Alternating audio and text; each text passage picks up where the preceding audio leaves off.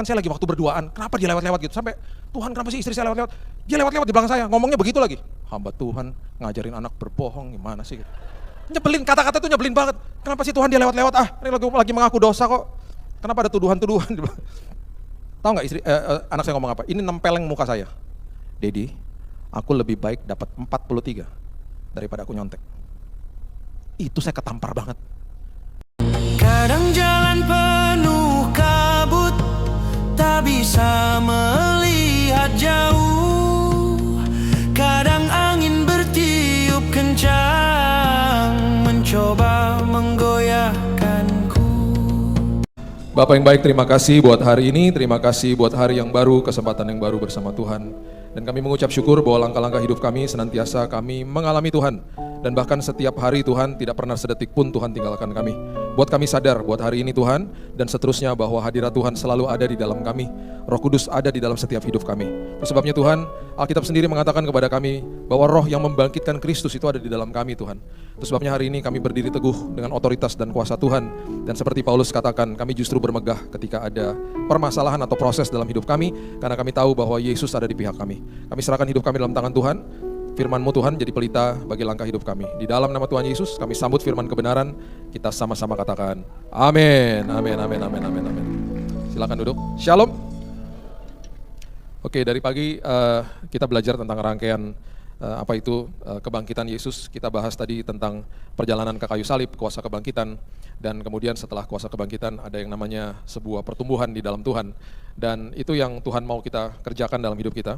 Mengerjakan keselamatan itu adalah working out, bukan working for. Artinya mengerjakan keselamatan adalah kita istilahnya olahraga rohani tiap hari. Kita sekolah kehidupan, kita working out, kita mengerjakan itu bukan berarti mengerjakan dengan upaya untuk mendapatkan keselamatan, tetapi kita mempertahankan keselamatan yang sudah kita diberikan secara cuma-cuma dari Tuhan. Nah, salah satu juga format ketaatan yang perlu kita bahas adalah belajarlah menerima dari Tuhan. Seringkali kita merasa bersalah karena kita bertumbuh di dalam ranah agama. Yesus nggak pernah ciptain agama. Kita ada di dalam agama Kristen, itu sistem dunia, ya agama. Dan di dalam semua agama terjadilah upaya-upaya untuk manusia berusaha datang kepada Tuhan, termasuk agama Kristen.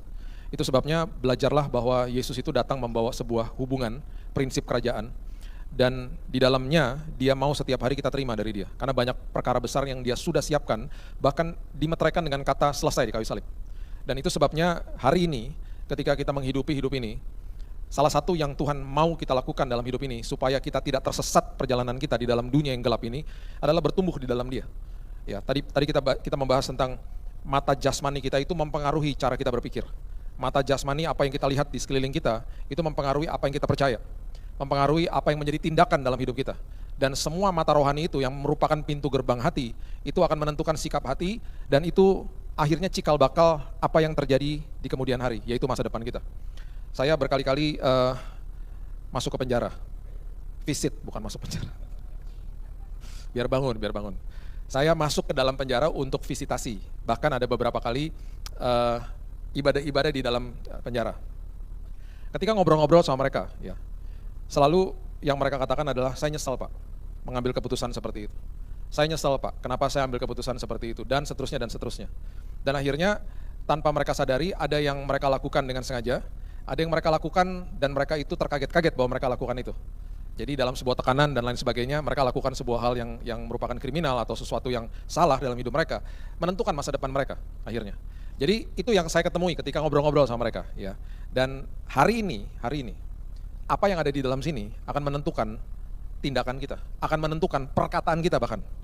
Ya, dan ingat, perkataan itu di dalam Alkitab menentukan hidup mati kita bahkan. Ya, jadi hati-hati dengan perkataan kita. Itu sebabnya mengucap syukur itu kuasanya dahsyat, ada kuasa di dalamnya. Saya mulai rajin ngasih tahu teman-teman saya yang biasanya ngomongnya ya tanpa dipikir ya, misalnya gini, ngelewatin sesuatu masa, ini anak Tuhan kok, orang Kristen. Disebutnya orang Kristen berarti kan pengikut Kristus. Tetapi ketika ada sesuatu hal yang terjadi, udah kebiasaan ngomong begini, aduh mati aku, gitu. Aduh mati aku, gitu. Itu dianggap biasa sama dia, karena memang sudah umur hidupnya ngomongnya begitu. Saya bilang ini, jangan ngomong gitu, nggak bagus. Kamu nyumpahin dirimu mati loh, kamu nggak boleh ngomong begitu. Ada di kemudian hari ada lagi orang mengatakan begini sama anaknya misalnya, kamu jangan nyebrang sembarangan nak, ketabrak mobil kamu nanti. itu bisa di-rephrase loh, bisa diganti. Gini, nak jangan nyebrang sembarangan, bahaya nak. Banyak orang nyebrang sembarangan, tertabrak mobil, bukan nyumpain anaknya toh. Diganti langsung kalimatnya. Kamu jangan naik-naik, jatuh kamu nanti. Nak, jangan naik-naik, bahaya. Orang banyak yang seperti begitu, mereka terjatuh nak, bukan dianya jatuh gitu loh.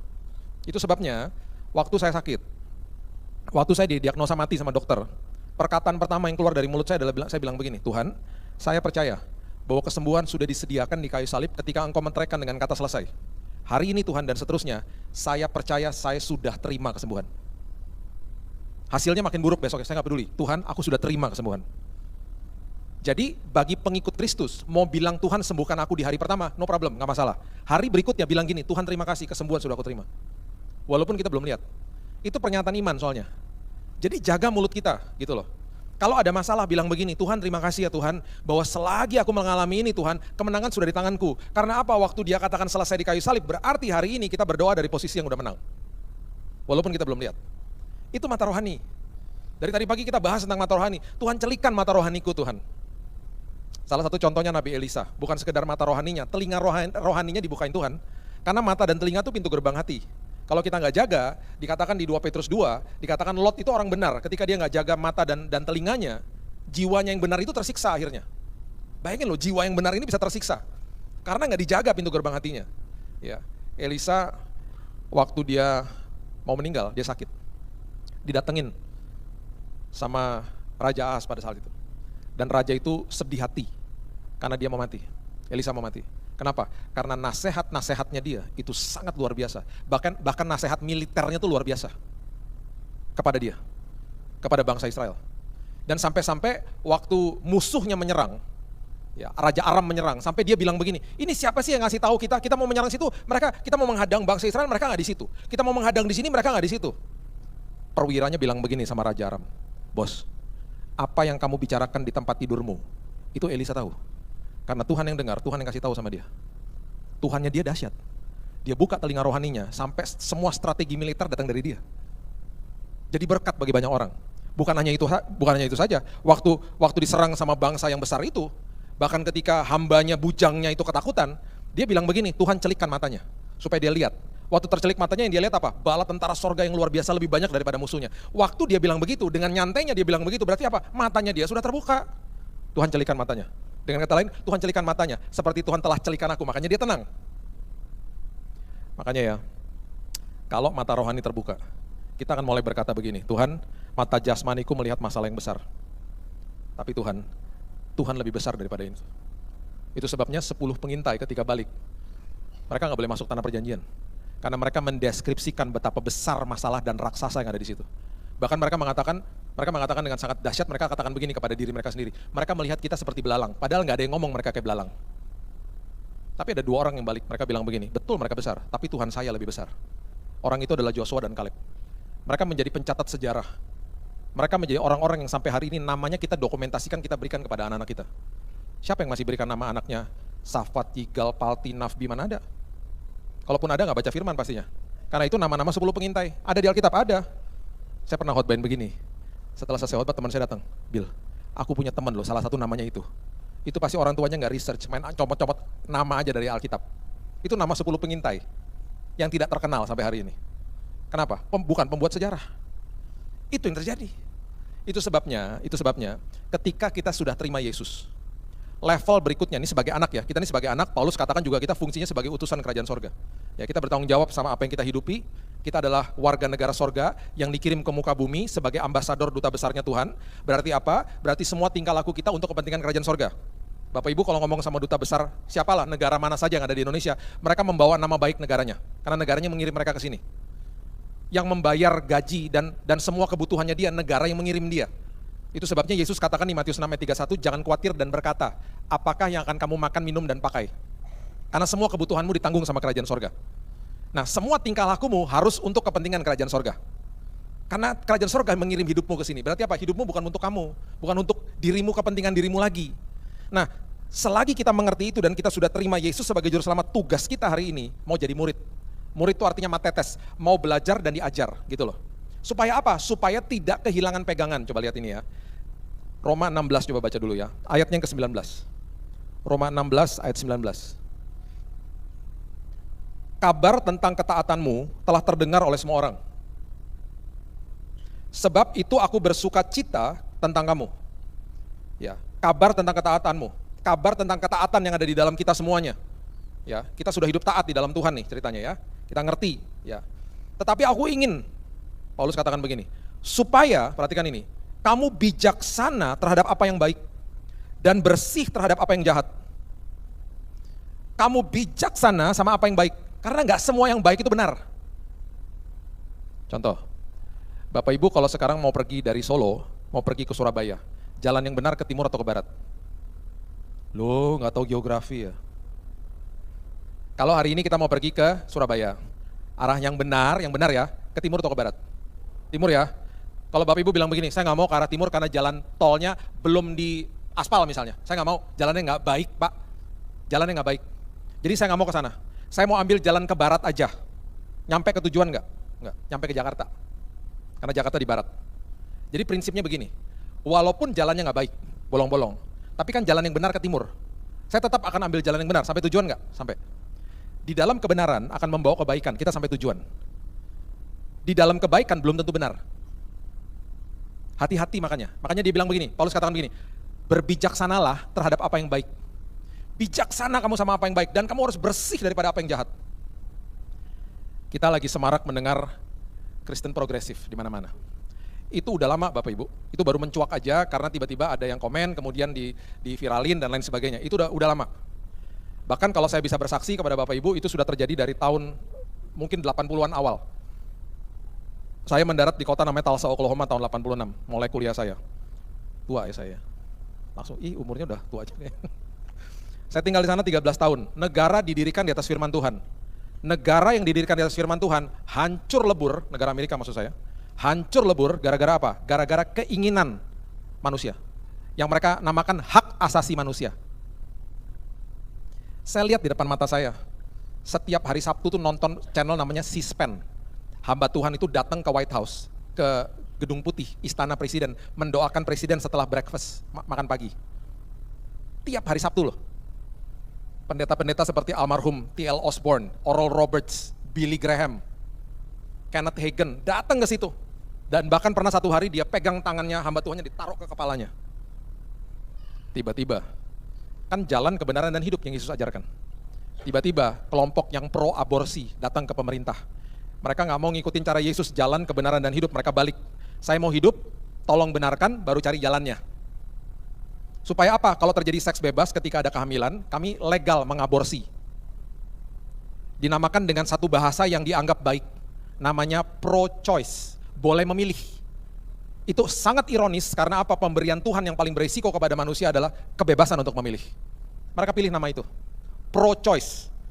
Yang orang-orang Kristen yang tidak setuju dengan hal itu, mereka dengan punya gerakan, mereka bilang pro-life. Kami mendukung hidup kehidupan, jangan dibunuh itu anak. Siapapun itu. Akhirnya yang terjadi, Kongres melegalkan aborsi sampai hari ini. Itu membuka celah bagi kelompok LGBT yang akhirnya masuk ke pemerintah bilang begini, tolong legalkan kami juga. Kalau mereka boleh, kami juga boleh dong.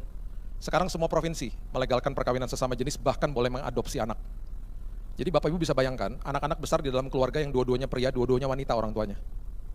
Dan bukan hanya itu saja, ya sekarang sedang diwacanakan, anak-anak nggak boleh dikasih tahu sama orang tuanya bahwa dia gendernya pria atau wanita. Boleh pilih anak-anaknya. Sedang diwacanakan. Jadi nanti kalau mereka sudah tumbuh dewasa, mereka walaupun mereka dilahirkan pria, mereka boleh pilih jadi wanita. Karena itu hak asasi manusia katanya. Makin hancur negaranya. Anak saya masih di sana. Dia bilang begini sama saya, Dedi, bilangin sama jemaat Tuhan, kalau anak-anak mereka tidak kuat iman, jangan kirim ke sini. Makin hancur ini negara. Moralnya maksudnya. Oh ya, pergerakan orang-orang Kristen juga banyak yang luar biasa melawan ini. Betul, masih banyak yang kayak begitu.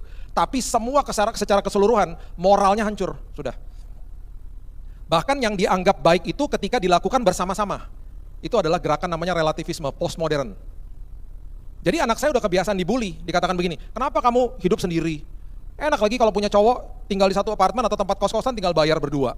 Kamu nggak perlu punya komitmen, tinggal bareng aja, kamu punya seks partner. Kamu bosan tinggal lepeh aja, dikeluarin aja itu orang cari yang baru. Semua lakukan begitu, kenapa kamu nggak begitu? Kolot banget sih gitu. Itu udah biasa dia digitu-gituin, dibully. Kenapa? Karena semua melakukan itu dianggap benar. Makanya Paulus katakan begini, bijaksana sama apa yang baik. Karena yang baik itu di hadapan manusia belum tentu benar. Ya, saya mau kasih tahu ya, bahwa firman Tuhan yang kita baca, ini kalau kita mau bicara soal progresif ya, kalau orang nggak bertumbuh dan tersesat akhirnya begini. Kalau di anak-anak STT pasti tahu ada ilmu namanya exegesis atau eksposisi. Kita mengeluarkan ayat, kita lihat konteksnya, kita lihat ayatnya, kita aplikasikan dalam hidup kita. Ada satu lagi pemahaman namanya eisegesis. Itu apa yang menjadi keinginan saya cocok-cocokin sama firman Tuhan. Jadi akhirnya apa? Orang-orang kelompok LGBT bilang begini, kan kita menjalankan hukum kasih Pak. Selama kita masih mengasihi walaupun sesama jenis kan nggak apa-apa Pak. Jadi keinginannya dicocok-cocokin sama firman Tuhan. Itu eisegesis, itu progresif. Itu terjadi udah lama. Makanya hati-hati dengan pengajaran yang memutilasi ayat. Ya. Saya kasih contoh ya. Coba lihat Kejadian pasal yang kedua ayat 18. Saya kasih contoh ya. Ini contoh-contoh aja, contoh sederhana nih.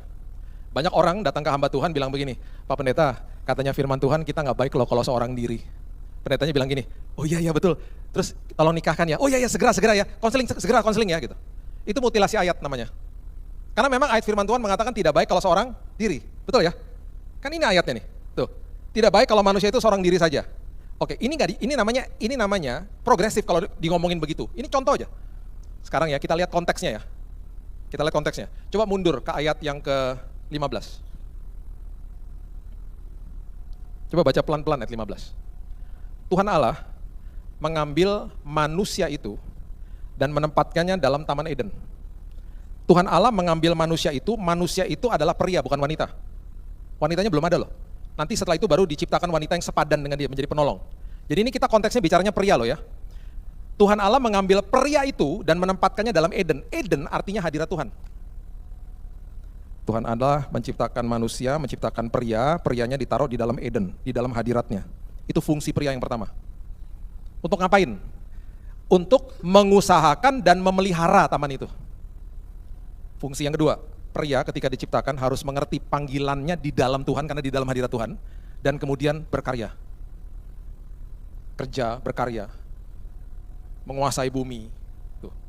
Jelas ya? Yang ketiga, fungsi pria apa? Coba lihat ayat yang ke-17.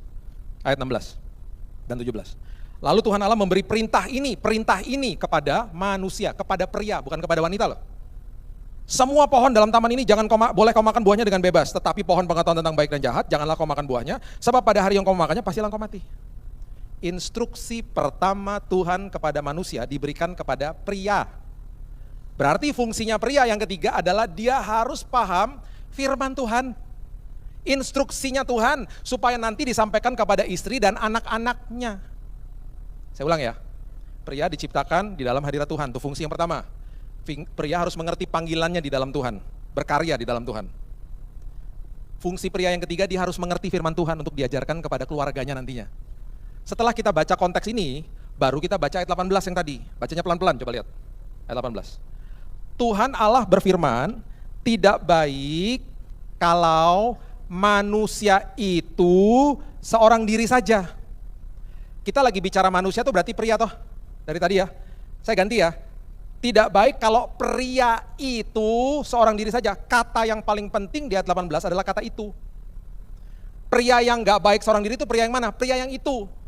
Pria yang mana? Pria yang ada dalam hadirat Tuhan. Pria yang mengerti panggilannya di dalam Tuhan dan berkarya. Pria yang mengerti firman Tuhan. Pria seperti itu yang gak baik seorang diri. Jadi kalau ada satu hari nanti ada seorang anak mau ngelamar anak saya, seorang pria datang ngelamar anak saya akan tanya 3 hal ini. Om, saya mau ngelamar anaknya. Kamu sudah ada dalam hadirat Tuhan. Baru transisi om. Kamu udah ngerti panggilan Tuhan dalam hidupmu dan kamu sudah bekerja. Masih ngelamar-ngelamar om, masih agak-agak bingung sih om. Kamu udah ngerti firman Tuhan yang kamu harus ajarkan ke anak saya dan nanti ke anak-anakmu. Baru-baru belajar om.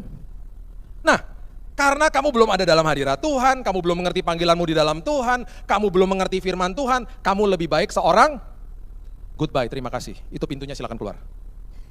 Sederhana toh? Tetapi sebaliknya, kamu sudah dalam hadirat Tuhan? Sudah om. Udah lama om. Kamu ngerti panggilanmu dalam Tuhan? Iya om, aku kerja dari OB om, sekarang jadi manajer om. Kamu ngerti firman? Ya om, aku pemimpin 3FA.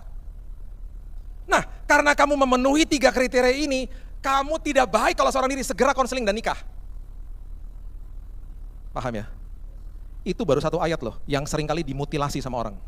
Belum lagi kalau kita baca konteks yang lain. Belum lagi Yohanes 10 ayat 10, Yesus datang membawa hidup yang berkelimpahan. Kalau Bapak Ibu ikut Yesus, hidup makin gampang, pokoknya tenang aja. Semua ada di tangan kita, kelimpahan di dalam tangan, harta, jabatan, status, ketenaran, uang. Mutilasi ayat, jemaat kecewa sama Tuhan. Itu progresif. Jadi itu sebabnya Paulus katakan bijaksana sama apa yang baik. Yang terlihat baik belum tentu benar. Makanya carilah dahulu kerajaan Allah dan kebenarannya, bukan kebaikannya. Itu mutlak makanya. Itu sebabnya Petrus katakan begini ya, baca sama-sama ya. 2 Petrus pasal yang ketiga ayat 17 dan 18. Coba lihat. 2 Petrus pasal yang ketiga ayat 17 dan 18. Tetapi kamu saudara-saudaraku yang kekasih, kamu telah mengetahui hal ini sebelumnya. Karena itu waspadalah supaya kamu jangan terseret ke dalam kesesatan orang-orang yang tak mengenal hukum.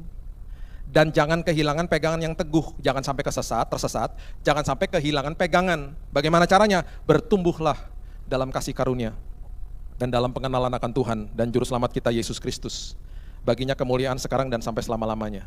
Supaya kamu tidak tersesat, supaya kamu tidak kehilangan pegangan, bertumbuh yuk di dalam kasih karunia Tuhan. Bukan Injil yang lain. Di dalam Injil itu ada 2 derivatif. Yesus mengajarkan Injil kerajaan sorga untuk hidup kita sehari-hari. Paulus mengajarkan Injil kasih karunia apa yang sudah dilakukan sama Yesus untuk keselamatan kita. Jadi kita harus mengerti nih, di dalam proses keselamatan itu waktu saya terima Yesus, saya yang tidak sempurna ini disempurnakan sama Yesus.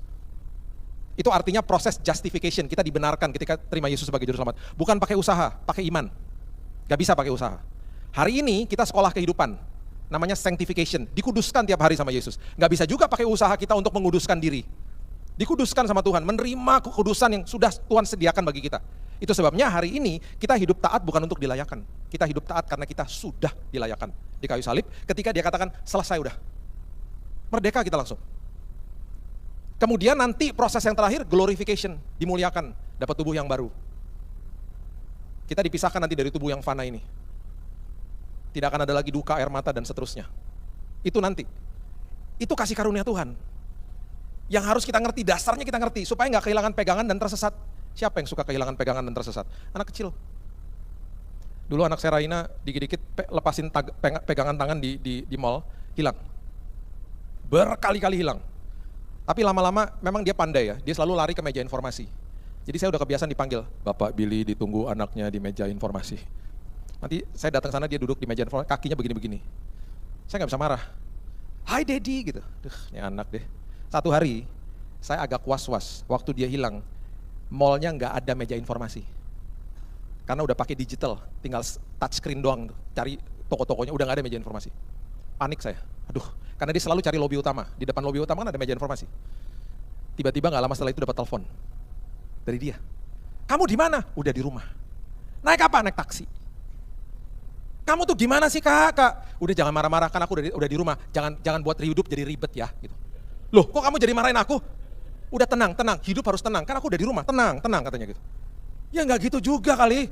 Itu anak kecil, kehilangan pegangan. Jadi sebagai anak Tuhan, apakah bisa kehilangan pegangan? Oh bisa, kalau nggak mau bertumbuh. Makanya nggak bisa sekedar jadi dibilang orang Kristen, tetapi nggak bertumbuh. Makanya beda, banyak orang agama Kristen. Oh banyak, orang Kristen dikit. Orang agama Kristen tata ibadah, mengkultuskan organisasi, mengkultuskan hamba Tuhan bahkan. Orang Kristen dikit. Nih semua orang Kristen di sini. Kenapa? Pengikut Kristus, ngejar hatinya Yesus, bertumbuh di dalam kasih karunia. Beda, akhirnya kenal siapa Tuhannya. Gak mengkultuskan apa-apa akhirnya. Itu yang saya katakan berkali-kali ya. Minta doakan gak apa-apa, tapi jangan dikit-dikit. Minta doakan, harus aktifkan imannya di dalam sini. Amin. Jadi jangan saya mau boarding loh, bayangin mau boarding, Tuhan Yesus tolong Tuhan. Tiba-tiba ada yang gini. Bapak Billy ya? Iya, kenapa Pak? Minta doain boleh? Aduh, mau boarding loh. Di mana Pak doanya? Di sini. Jadi kan saya memang gak pernah nolak, jadi saya melipir. Ya saya pikir ada emergency apa gitu. Doain apa Pak? Saya juga bingung Pak, terserah Bapak aja lah. Gimana sih? Kita mau boarding loh Pak. Ya udah kita doa. Kita nih punya roh yang membangkitkan Kristus di dalam setiap kita loh. Roh yang membangkitkan Kristus. Ayo dong aktifkan imannya. Gak apa-apa minta doakan, gak apa-apa. Saya juga butuh didoakan kok. Tapi harus diaktifkan imannya. Jangan dikit-dikit, Pak doain Pak. Buat apa? Anak saya biar kuliah Pak. Tolong doain Pak biar anak saya berjodoh. Lama-lama saya rasa kayak dukun tau gak? Lama-lama saya charge ya. Minta doain, semenit saya charge loh kamu. Ayo dong aktifkan imannya. Itu sama aja kalau adik saya datang ke saya bilang gini, Bill bilangin dong sama papa mama aku minta roti. Ya kamu ngomong sendiri dong. Enggak kamu lebih dekat. Ini kayak gitu tuh. Jangan beranggapan orang yang berdiri di atas mimbar ini lebih dekat sama Tuhan. Jangan salah, dosanya belum ketahuan aja. Ayo, kita sama-sama manusia kok. Ayo, jadi jangan kutuskan siapapun. Kira-kira 10 tahun lalu saya dimintain doain orang sakit 7-7-nya meninggal semua, ayo. Saya tadi minta didoain Pak Billy gak jadi, takut aku. Meninggal sampai sempat ngetop tuh nama saya dulu waktu 10 tahun lalu tuh. Karena itu, hamba Tuhan yang doain orang cepat ketemu Yesus katanya gitu. Sempat tuh namanya santer, sampai diundang satu hari. Pak, kami dengar Pak, Bapak kalau doain orang cepat ketemu Yesus Pak. Begini Pak, kita tuh punya masalah. Masalah apa? Papa ini udah sakit sekarat Pak, ada di rumah. Nah kita ini sudah sepakat Pak, mengundang Bapak doain Papa. Karena kata dokter udah gak ada harapan. Doain apa? Ya supaya yang terbaik terjadi. Supaya Papa meninggal, maksudnya gitu. Cuman ngomongnya rohani banget, supaya yang terbaik terjadi Pak. Karena kenal ya saya datang. Di tengah jalan saya bilang sama istri saya, lucu juga. Biasanya hamba Tuhan diminta doa kesembuhan, nih doa kematian. Sampai di sana pas doa, tengah-tengah doa tiba-tiba si omnya ngomong begini, yang saya lihat tadi datang bukan kalian berdua, maksudnya bukan saya sama istri saja, lebih dari 2. Saya senang, saya pikir ada malaikat Tuhan datang beserta dengan kita toh, mau menyembuhkan si om. Keluarganya menganggap sesuatu yang berbeda. Malaikat penjemput katanya. Singkat cerita, selesai berdoa, seminggu setelah itu saya dapat telepon. Pak, mujizat terjadi Pak. Kaget saya. Mujizat apa? Apa mujizat? Papa sembuh total Pak. Seperti dapat organ baru Pak, bisa jalan-jalan ke mall. Luar biasa Pak. Saya senang banget dong. Berarti terkonfirmasi, dia melihat malaikat Tuhan yang betul-betul mau menyembuhkan dia. Saya kasih tahu istri saya, kamu tahu nggak si om sembuh loh, sembuh total. Istri saya senang banget, dia bilang gini, luar biasa pasien pertama sembuh. Yang lainnya meninggal semua. Jangan kultuskan hamba Tuhan. Amsal 20 ayat 5, coba lihat. Amsal 20 ayat yang kelima. Rancangan, ini ayat luar biasa ya. Rancangan di dalam hati manusia itu seperti air yang dalam. Tetapi orang yang pandai tahu menimbanya. Rancangan di dalam hati manusia itu adalah etsah. Rancangan itu adalah firman yang kita dengar dan firman yang kita baca. Ya, firman yang kita dengar dan kita baca. Itu seperti air yang dalam, terbenam di dalam sini. Sudah masuk, terdownload ke dalam sini. Orang yang pandai tahu menimbanya. Menimba itu membawa dari kedalaman dibawa ke permukaan. Itu artinya dalah. Bahasa Ibraninya. Orang yang pandai, ini saya mau Bapak Ibu mengerti. Orang yang pandai itu orang yang tabun artinya. Tabun itu adalah cakep berargumentasi. Nah loh, hebat ya artinya ya. Cakep berargumentasi sama siapa? Rupanya penulis Amsal ini lagi kasih tahu sama kita, orang yang pandai adalah orang yang cakep berargumentasi dan menang berargumentasi sama dirinya sendiri.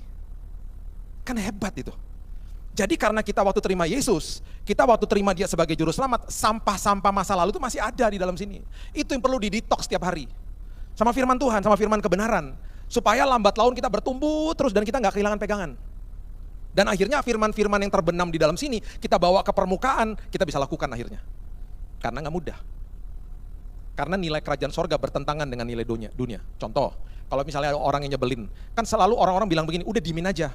Firman Tuhan bilang apa? Hati hamba, perilaku rajani, gak boleh diemin orang. Jauhin orang gak masalah, tetapi kalau ketemu orang, perilaku rajani, hati hamba, sapa duluan. Walaupun orang itu mungkin gak nyapa balik.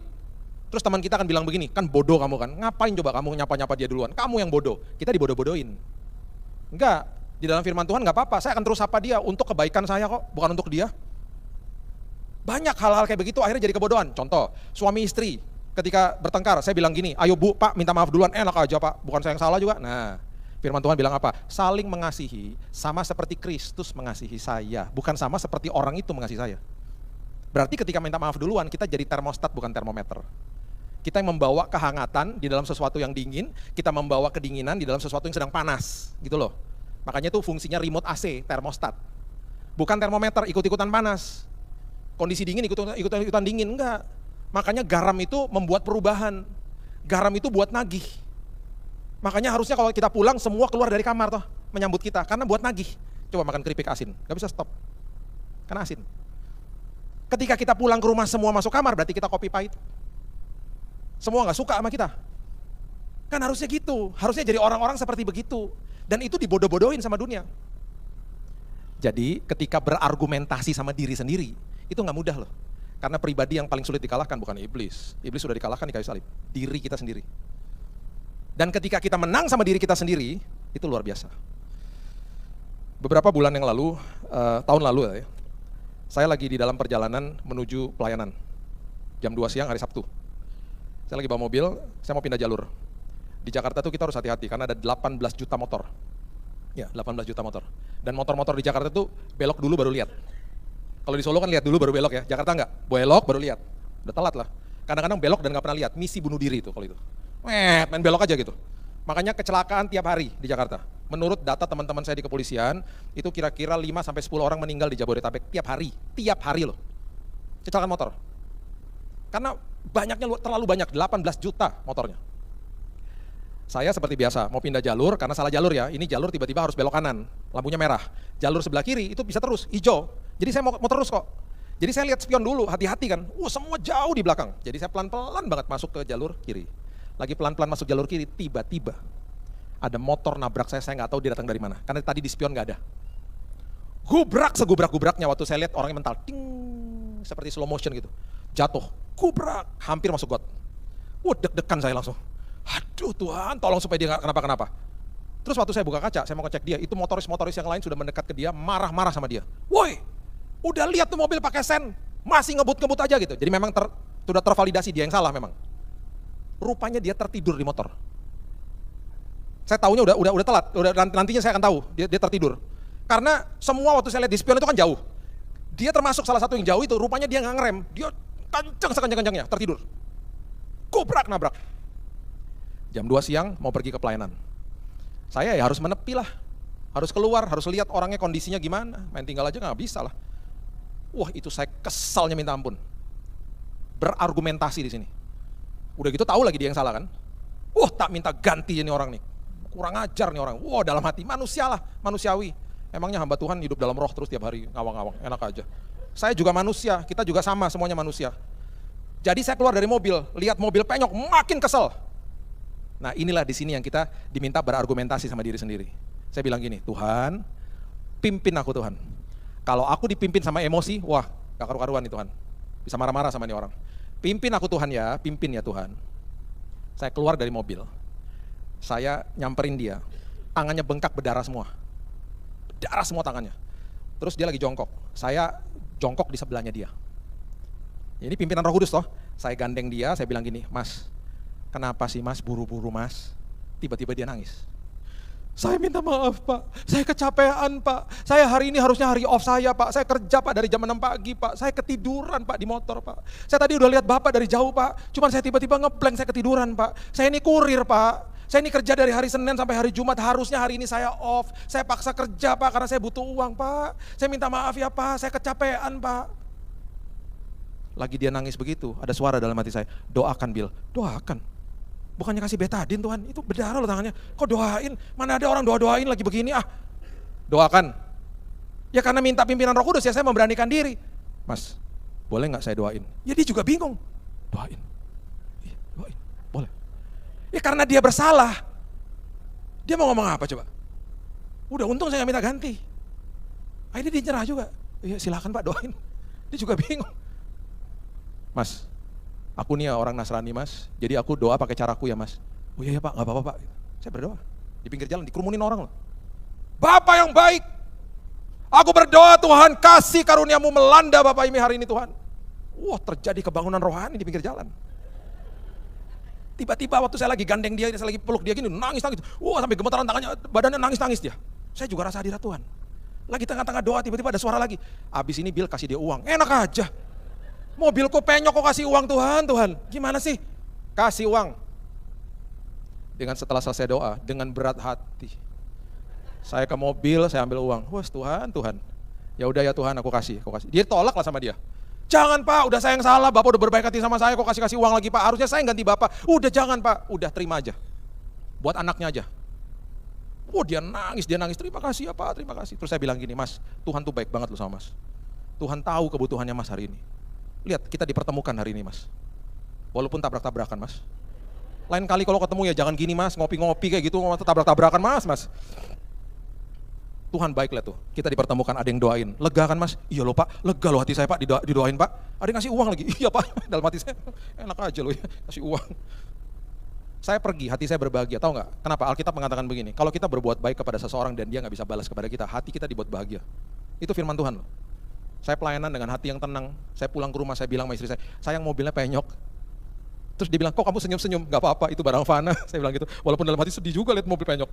Gak apa-apa sayang, itu barang fana. Tadi saya ketemu tuh jiwa yang berharga di mata Tuhan. Luar biasa. Terus saya bilang gini sama istri saya, kamu tahu gak, tadi sebelum saya tinggalin dia, saya kasih dia pesan-pesan sponsor. Kamu kasih pesan sponsor apaan? Saya bilang gini sama dia, mas punya YouTube gak sama TikTok? Ada pak.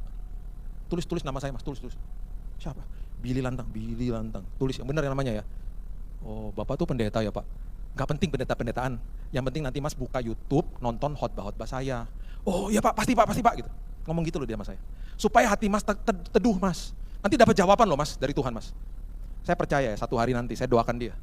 Ketika saya di sorga nanti rumahnya deketan sama saya di sorga. Amin. Itu berarti apa hari itu? Saya menang sama diri saya sendiri. Cakap berargumentasi sama diri sendiri. Kita bisa diperhadapkan sama banyak keputusan loh dalam hidup ini. Tuhan bilang jadilah orang yang tabun. Makanya di 1 Korintus, ayat terakhir saya bagikannya. 1 Korintus 2 ayat 14 mengatakan begini. 1 Korintus 2 ayat 14. Manusia duniawi tidak menerima apa yang berasal dari roh Allah. Karena hal itu baginya adalah suatu kebodohan. Tuh. Dan ia tidak dapat memahaminya sebab hal itu hanya dapat dinilai secara rohani. Jadi firman Tuhan kebenaran, tuh maksud ayat ini, kalau nggak dimengerti dengan benar jadi kebodohan. Makanya seperti yang tadi saya katakan, suami istri ayo minta maaf duluan, enak aja. Bukan saya yang salah juga, nanti kan keenakan dianya. Firman Tuhan loh padahal. Mengasihi sama seperti Kristus mengasihi saya, bukan sama seperti orang itu mengasihi saya. Jadi kebodohan tuh firman Tuhan, karena tidak dimengerti. Dan memang nggak mudah ngelakuin itu. Nah, sesuatu yang kita pahami tidak akan jadi kebodohan. Nggak akan jadi kebodohan. Jadi sama aja, saya nggak ngerti dunia lukisan. Bagi saya kebodohan ketika ada orang bilang gini, Bill ini lukisan 1M loh harganya. 1M, kayak cat tumpah ya gitu. Karena kayak cat tumpah gitu, diaut-autin gitu loh. Itu 1M Bill, itu ada yang udah beli. Bagi saya kebodohan karena saya nggak ngerti dunia lukisan. Terus dia bilang gini, kamu mesti plototin Bill, itu ada maknanya. Saya plototin makin pusing lah. Sama seperti kalau saya ceritain sama Bapak Ibu tentang hobi saya. Tadi saya ngobrol-ngobrol sama Alia, hobi saya hobinya pesawat terbang. Saya punya 300 lebih pesawat terbang. Mainan, jangan kaget. Ini kaya banget sama Tuhan. Mainan, skala 1/400 gini-gini. Saya suka, dan saya bukan suka-suka biasa-biasa loh. Saya suka banget. Sampai pabriknya Boeing saya datengin. Tur di dalamnya. Ngobrol sama orang yang buat pesawat. Masuk ke flight simulator sama pilot-pilot tuh udah sering banget saya. Saya nggak punya waktu aja untuk sekolah penerbangan. Istri saya suka bilangin, aduh puji Tuhan kamu jadi hamba Tuhan, kalau nggak kamu udah terbang kemana-mana. Terbang beneran nanti kamu. Saya suka banget, jadi kalau tiba-tiba nih pesawat Boeing 737 yang Bapak Ibu biasa naik itu, tiba-tiba satu hari pilotnya sakit perut, saya bisa daratin bisa. Kan udah terbiasa lihat kokpitnya. Jadi kalau tiba-tiba satu hari pesawatnya mendaratnya nggak enak dulu ya, mungkin saya tuh di kokpit. Karena kan nggak biasa aja gitu. Ini kenapa sih mendaratnya nggak enak? Ini mungkin Pak Billy di dalam situ. Saya bisa ngomong tentang pesawat berjam-jam karena saya suka. Pesawat terbang punya nomor polisi, ayo. Di Solo nomor polisinya apa depannya? AD ya. Jogja apa? AB ya. Pesawat terbang juga gitu. Bapak Ibu nanti masuk ke Garbarata, lihat di bagian belakang di buntutnya ada tulisannya PK sekian-sekian, ya kan? PK itu bukan persembahan kasih. PK itu artinya Papa Kilo, itu artinya pesawat itu berasal dari Indonesia. Baru tahu ya? Oh, baru tahu kan? Mau lihat pesawat Bapak Ibu umurnya berapa? Gampang, lihat itu pas lagi ngantre, masuk ke airfleets.net, masukin PK sekian-sekian, keluar tuh datanya pesawatnya. Ya ampun, pesawat aku 20 tahun ya. Ya orang-orang kayak saya jadi ngeri-ngeri sendiri akhirnya. Tahu detail soalnya. Kalau misalnya ke airport nggak bisa dibohongin saya, pesawatnya delay atau enggak. Pertanyaan cuma sederhana dan pasti dijawab di orang di gate. Pesawat saya datang dari mana? Dia pasti jawab, oh datang dari sini. Langsung buka flight radar, real time, tung. Wah masih di sini pesawatnya. Mendaratnya jam sekian. Turnover tuh berarti siap-siapin pesawat bisa 20 menit. Delay 15 menit ya. Kok Bapak tahu sih Pak? Iya. Karena ketika masuk airport, saya melihat hal-hal yang orang lain nggak lihat. Saya melihat airport pakai mata rohani. Karena apa? Karena suka. Jadi saya ngerti dunia aviasi. Sampai ngertinya detail, saya bisa ngobrol berjam-jam. Karena bagi saya bukan kebodohan. Bagi orang yang nggak paham kebodohan. Ngapain sih Pak berdiri di depan kaca, ngeliatin pesawat turun naik, bagi saya terapi. Saya akan tutup dengan kisah nyata ini ya. Saya nggak mau berdiri di depan sini, mentang-mentang saya berdiri di sini, wah Pak Billy paling dewasa, enggak. Saya juga belajar, saya juga manusia. Saya bahkan belajar dari anak saya. Anak saya dua-duanya nggak suka pelajaran matematika, oke? Dua-duanya paling benci sama matematika. Bahkan mereka pernah bilang gini, yang menciptakan matematika itu siapa sih? Kurang ajar tuh orang. Ngapain sih kita sekolah dibuat susah-susah katanya? Kenapa nggak kita belajar pertambahan, pengulangan, pembagian, sama perkalian, that's it gitu ya? Kenapa yang lain-lain ada algebra lah segala macam, nggak kepake juga? Saya bilang kepake lah dek. Emang kalau kamu mungkin nggak kepake, yang lain nggak kepake lah. Nah ini berapa tahun yang lalu, pas lagi COVID. Jadi sekolah masih online toh. Nah mereka ujian matematika. Nah anak saya yang kedua nih, Keaton ini, kalau ujian matematika biasanya angkanya pas-pasan. 57, 56. Nanti kan sekarang kalau zaman sekarang ada remedial ya, ujian ulang. Nah ketika ada remedial angkanya pasti lebih bagus. Jadi 67, mentok-mentok bisa 70. Jadi saya tenang lah karena dia selalu tanggung jawab, dia belajar gitu. Bener, kejadian. Ujian dapat 57. Saya bilang gini, kapan remedialnya? Hari Senin. Ya udah, belajar ya dek. Saya tenang lah karena dia selalu tanggung jawab kok. Tiba hari Senin, ini di rumah ya, kondisi di rumah, kita masih belum bisa keluar waktu itu kan. Udah, ujian, malam-malam pas mesbah keluarga, saya dalam hati gini, anak kok dari tadi nggak kasih tahu saya hasilnya berapa. Saya juga nggak tanya.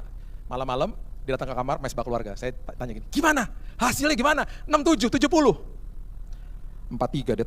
Loh, kok 43? Dari 57 jadi 4, kok makin jeblok, Dek? Susah banget, Det.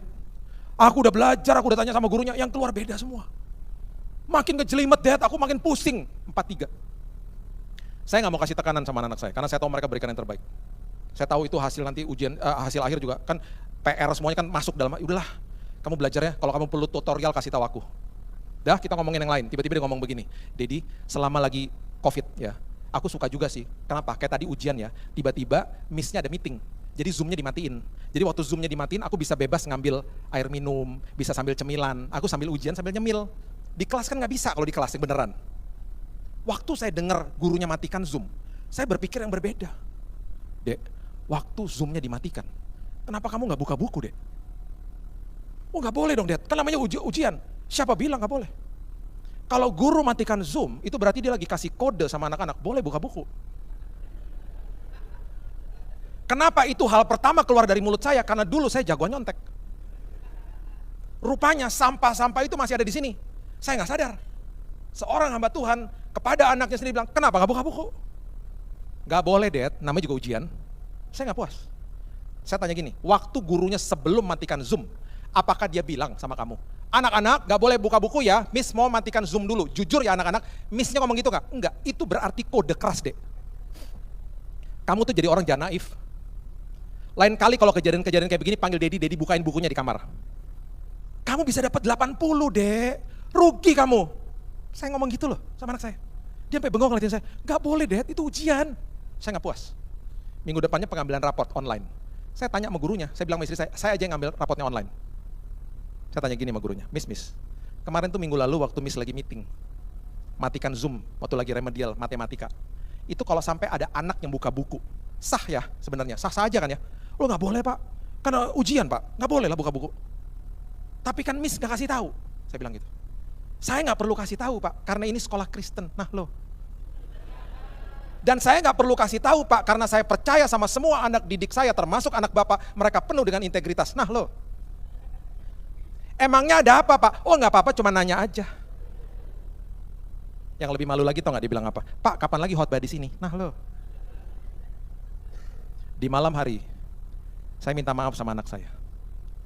Saya bilang gini, Keaton, I'm so sorry, maafin Dedi ya. Tahu nggak dibilang apa sama saya? Waktu saya lagi minta maaf, istri saya lewat-lewat, nyebelin tau nggak? Kan saya lagi waktu berduaan, kenapa dia lewat-lewat gitu? Sampai, Tuhan kenapa sih istri saya lewat-lewat? Dia lewat-lewat di belakang saya, ngomongnya begitu lagi. Hamba Tuhan, ngajarin anak berbohong, gimana sih? Nyebelin, kata-kata itu nyebelin banget. Kenapa sih Tuhan dia lewat-lewat? Ini lagi mengaku dosa kok. Kenapa ada tuduhan-tuduhan? Tahu nggak istri, anak saya ngomong apa? Ini nempeleng muka saya.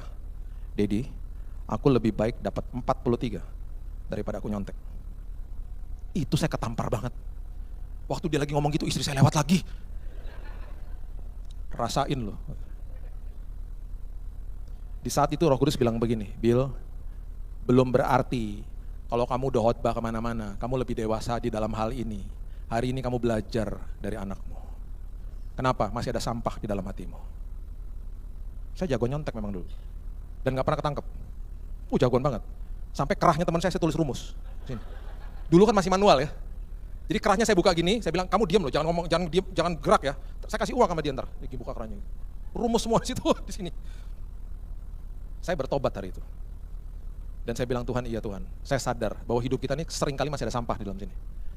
Jadi hari ini yuk kita buka mata rohani kita, bertumbuh di dalam kasih karunia Tuhan, supaya kita tidak tersesat dan kehilangan pegangan. Dunia ini penuh dengan segala macam yang disebut kebaikan. Bijaksanalah dalam kebaikan, karena kebaikan belum tentu benar, tetapi di dalam kebenaran membawa kebaikan. Amin. Berikan tepuk tangan kita untuk Tuhan kita. Kadang